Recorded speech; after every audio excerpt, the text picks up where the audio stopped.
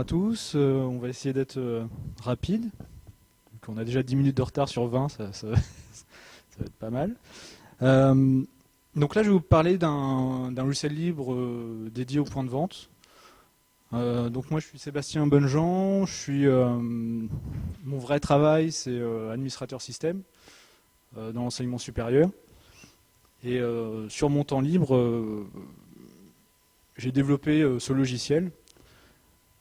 À la base parce que j'avais un besoin familial.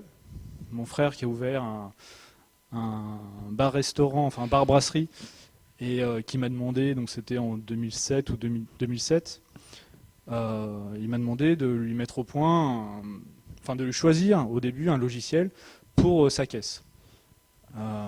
J'ai été assez étonné du prix en fait des logiciels payants, enfin propriétaires.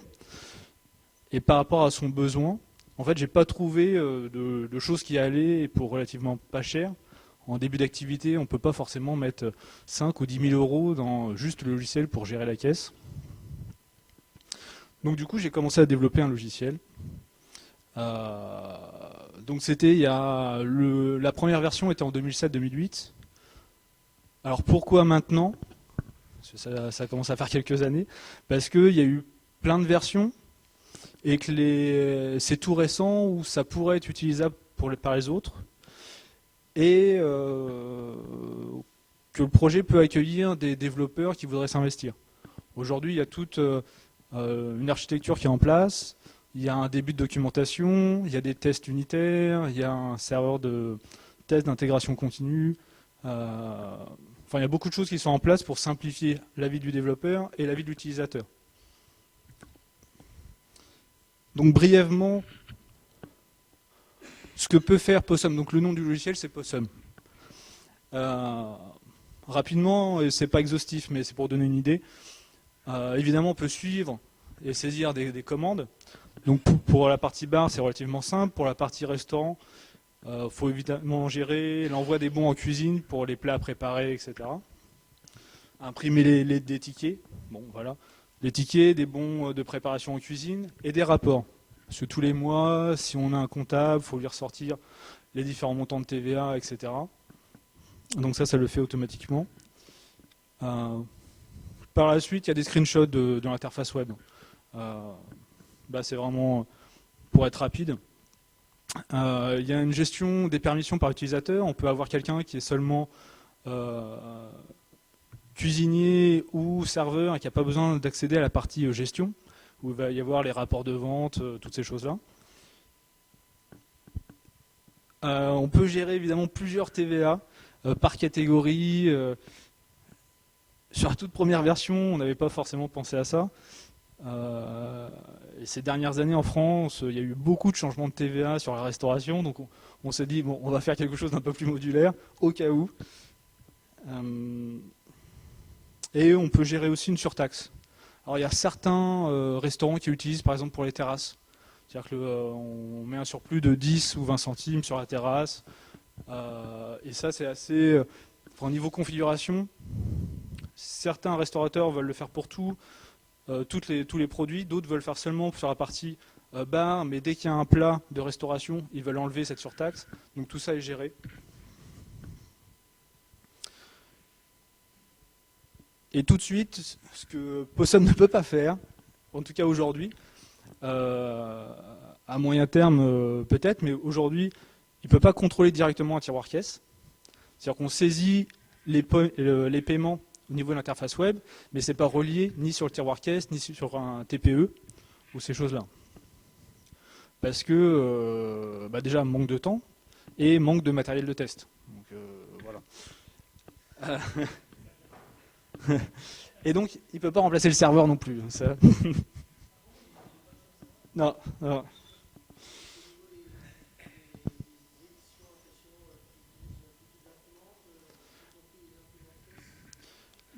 Alors, donc il y a une question qui est de savoir quel type d'imprimantes sont supportées, en résumé. Et en fait, ça tombe très bien, parce qu'avec ce schéma-là, on va voir que indirectement, Possum supporte un grand nombre d'imprimantes, parce qu'on s'appuie sur la couche CUPS, en fait, qui est le serveur d'impression largement utilisé. Et en utilisant les librairies Python, du moment que l'imprimante est déclarée au niveau du système, enfin sur le serveur où tourne le logiciel, vous avez accès à toutes les imprimantes. Donc après, toutes les imprimantes ne sont pas forcément supportées par CUPS. Hein. Ça, bon. Donc vite fait, sur le schéma, on va pas... Enfin, vu que c'est assez court, en plus je ne vais pas trop rentrer dans le technique. Mais en fait, il y a une base de données, on utilise un framework Python Django, parce que toute l'interface est full web dans cette version-là. On utilise un peu de JavaScript avec jQuery et HChart pour les rapports. En fait, je vais vous montrer après, ça fait des jolis graphiques. Et pour avoir un point de vue de ce qui a été vendu ou pas, c'est quand même sympa. Et on utilise Memcache pour accélérer un peu les performances et un serveur web Apache, mais on a les confs aussi pour du Nginx si vous préférez.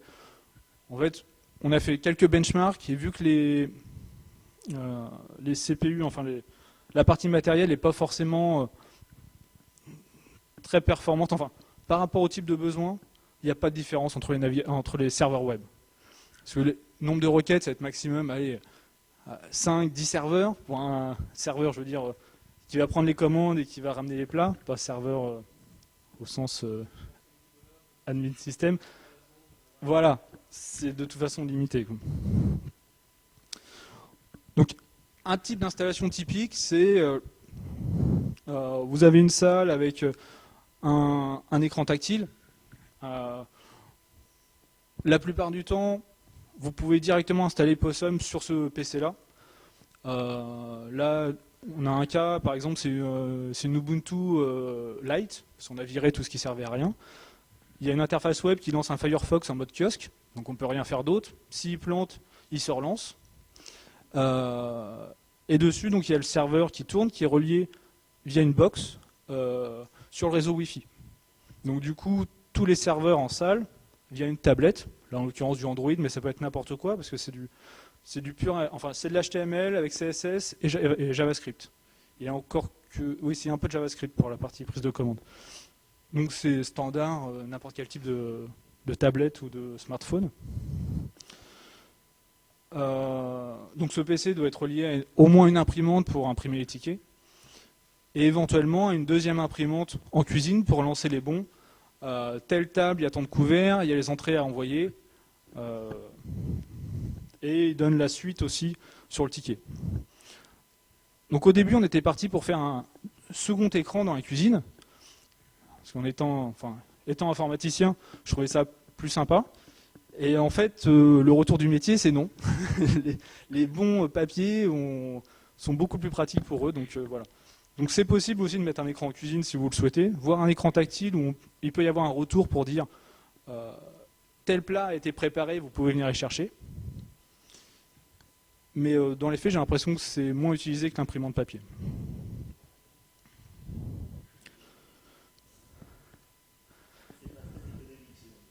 Non, tout à fait. Au prix des rouleaux thermiques, parce que c'est des imprimantes thermiques, bon. Mais c'est leur choix. Moi, je les aide dans le développement, mais c'est tout. Donc là, c'est pour ça qu'il y a une communication aujourd'hui au RMLN. Sur la dernière version, on a tout changé pour être en full web. Parce que, pour faire bref, la première version était en Python Qt. Ensuite, il y a une version en Python EFL, donc les librairies d'enlightenment. Très jolie, super rapide. Mais au moment de faire la doc, pour éventuellement les futurs utilisateurs, c'est autant diffuser le travail que j'ai fait pour un premier restaurant. Impossible de faire une documentation pour installer les bindings Python qui vont bien, les librairies EFL, plus le besoin de prendre des commandes en salle. Donc de toute façon d'avoir une interface web. Donc du coup on a tout réécrit en full web. Donc il y a une vue par profil parce que je voulais que l'interface web soit le plus light possible. Donc en fait, il n'y a pas beaucoup de menus, mais il y en a 3 ou 4 possibles. C'est la vue des cuisines, c'est la vue des prises de commande et la vue du manager. Et quand on est dans un de ces 3 profils, en général, on ne va pas aller voir les autres.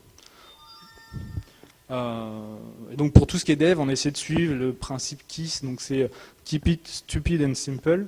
Donc essayer de rester avec des choses simples et qui marchent, et pas trop partir dans la complexité. Donc après, je crois que j'ai des screenshots. Voilà. Alors, ah si, j'ai oublié de vous dire quand même, donc les publications, toute la partie publique, etc., doit dater de entre septembre et décembre. C'est encore un logiciel qui est en développement. La version officielle est 0.5, parce que j'arriverai à la version 1 quand toutes les fonctionnalités que j'avais prévues seront codées en fait. Après, c'est la version qui est en production dans des restos et qui fonctionne.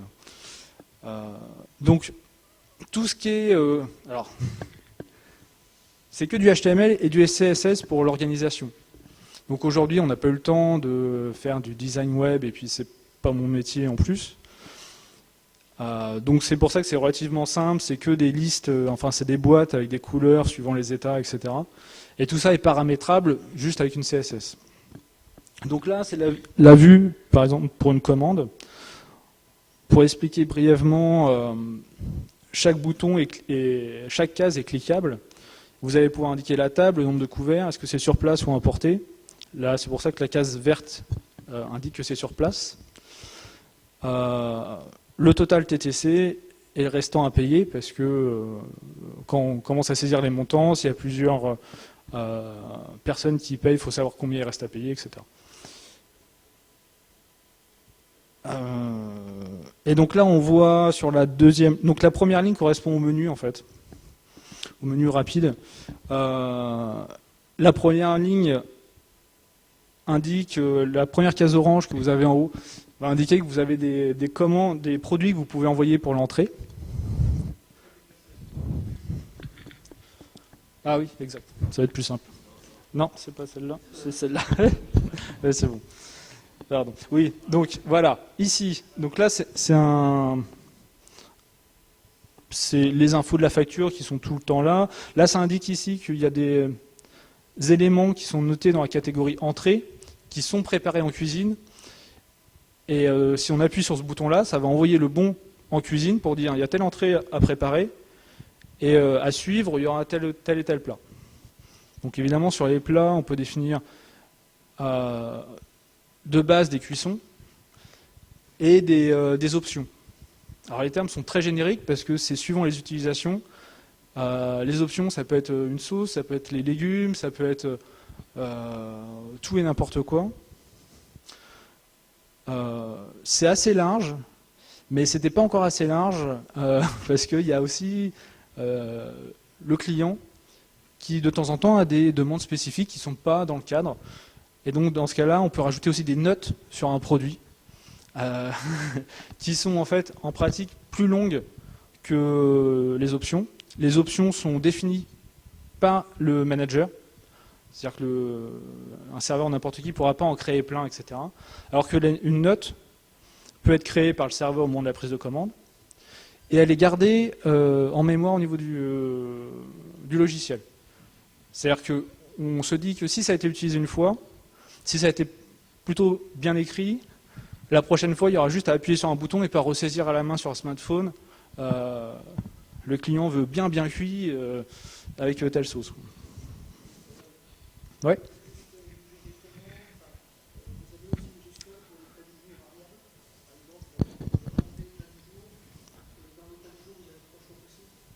Oui. Ah oui, pardon. Donc la question, c'est savoir si on peut gérer des menus, finalement. Donc oui, un produit, je crois que je ne l'ai pas dans les screenshots là, mais il y a 2 sites de démonstration, il y a les liens que je mets à la fin. En résumé, un produit peut être un menu et donc contenir lui-même d'autres produits. Pour être assez flexible, enfin le plus flexible possible, dans ce produit, vous allez dire, il peut contenir des produits de telle catégorie, par exemple entrée plat ou plat dessert ou entrée plat dessert. Et dans chaque catégorie qu'il peut contenir, vous allez choisir quel produit peut être sélectionné. Parce que dans un menu, souvent, on a plein d'entrées, on ne veut pas forcément que toutes les entrées fassent partie du menu entrée plat. Donc ça, c'est possible.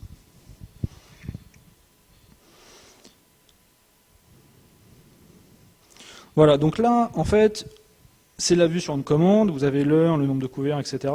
Si vous cliquez sur ajouter donc ici, vous avez les produits qui sont actuellement sur la facture. Donc là, vous voyez que vous avez un buffet qui doit être une entrée et 2 pavés de saumon. Si vous cliquez sur pavé de saumon, vous avez le détail. C'est-à-dire que vous avez, enfin là c'est pas le cas, mais si vous avez une entrecôte, il pourra vous indiquer en abrégé la cuisson ou la garniture. Et si vous cliquez sur ajouter un produit, vous tombez sur ce panneau. Où là, on va certainement essayer de modifier des choses, parce que c'est pas encore le plus pratique possible.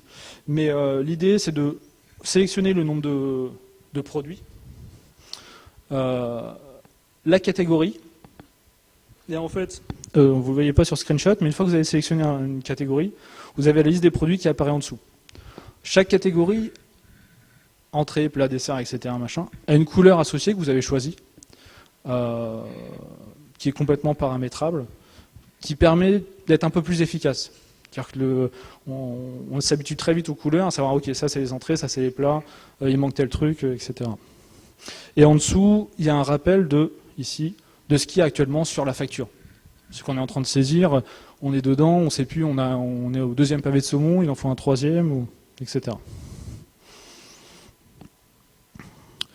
Donc, je retourne sur la vue d'une commande, et vous avez ici ajouté un paiement.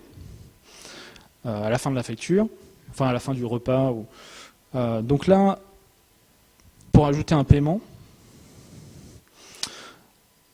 il y a un certain nombre de types de paiements qui sont prédéfinis, mais qui sont variables. Vous pouvez définir ce que vous voulez. Il y a 2 grandes catégories. Il y a les paiements, je dirais, standards, qui sont carte bleue, espèces, etc.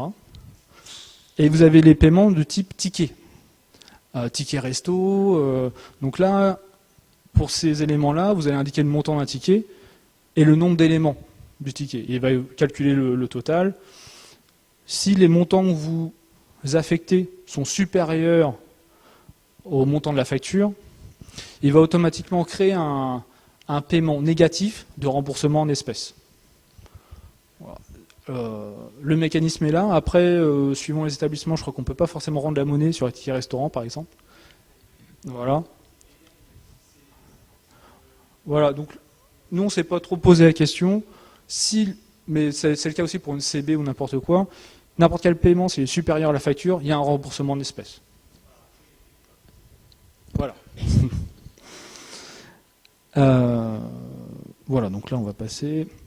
Alors ça c'est un peu, je ne sais pas si ça va rendre bien. Ouais, moyennement. Alors en fait ça c'est la vue possible de l'état de la cuisine. Donc il y a de toute façon les bons qui sont envoyés.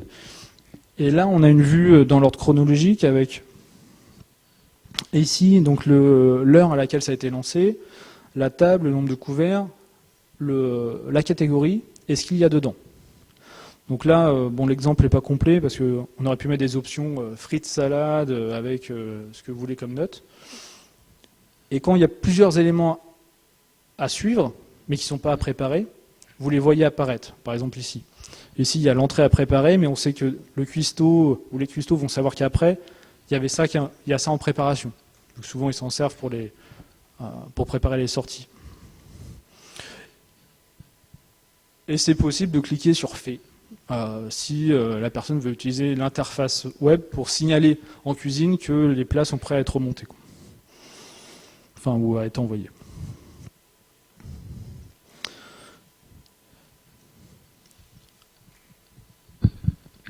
Donc, je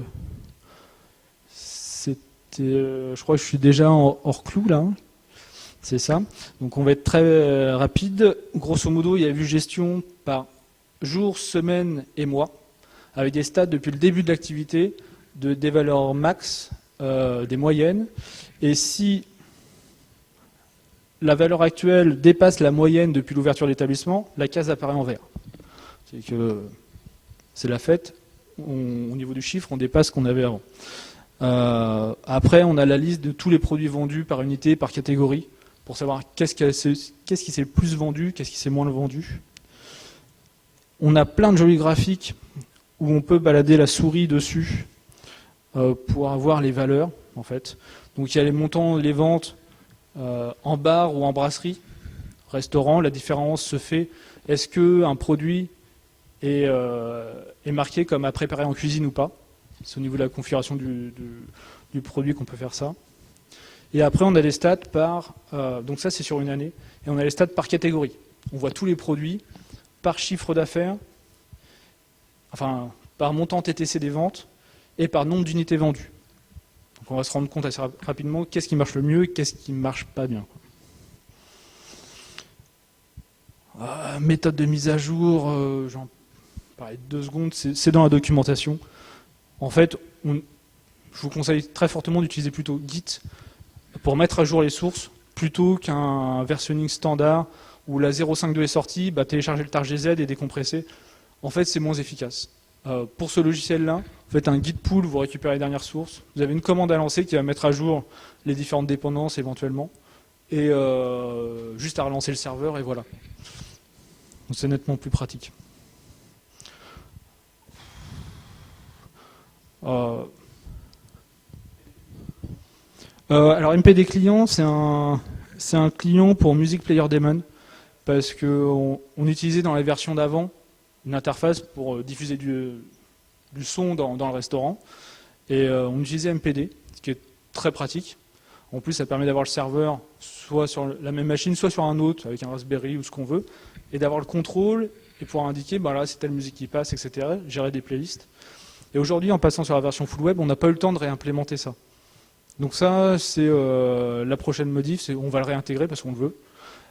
Et en plus, avec les smartphones, il y a des clients MPD aussi qui permettent, même en salle, de pouvoir soit changer la musique si on s'est gouré, enfin si on s'est trompé, que la musique n'est pas forcément adaptée, on peut passer à la suivante, ou changer de playlist, ou indiquer au client, là c'est telle musique, etc.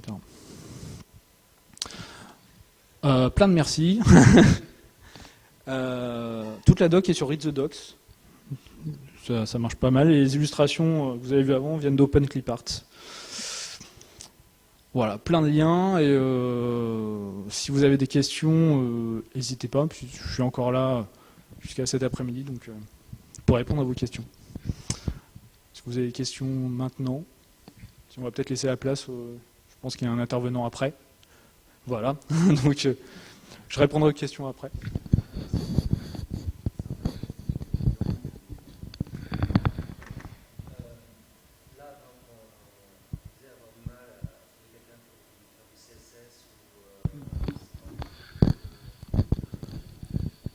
Donc, en fait, oui, je disais qu'on s'était. Donc, la question est de. On a du mal à trouver quelqu'un pour faire la partie CSS, enfin un design en fait. C'est pas vraiment avoir du mal à trouver quelqu'un pour faire du design, c'est surtout un manque de temps. Et on s'est concentré sur la partie fonctionnelle plus que graphique. Et du coup, on n'a même pas essayé de chercher, à vrai dire, pour l'instant. 3 minutes. Donc s'il y a des volontaires. Donc là, oui, je ne sais plus si je l'ai dit au début, il y a un double intérêt à cette présentation. Aujourd'hui, elle devient utilisable par d'autres, développable éventuellement par d'autres, parce que la documentation est maintenant assez mature, le logiciel aussi. Donc l'intérêt, c'est éventuellement montrer que ça existe. S'il y a des utilisateurs, de nouveaux utilisateurs, tant mieux. Et s'il y a de nouveaux développeurs ou d'autres personnes intéressées aussi pour contribuer, tant mieux aussi. Enfin, voilà. Donc, ouais. Volontiers.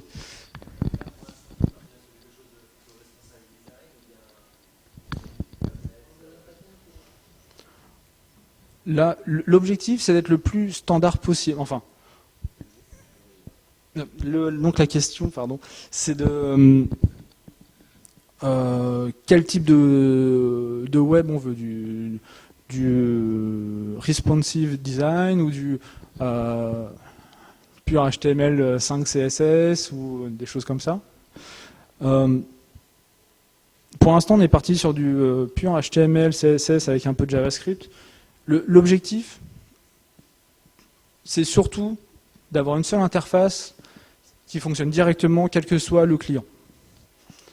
Parce que derrière, si on a des adaptations à faire, ça veut dire du temps humain derrière, des gens pour maintenir ces différentes interfaces et une infra de test quelque part pour être sûr que ça marche dans tous ces cas.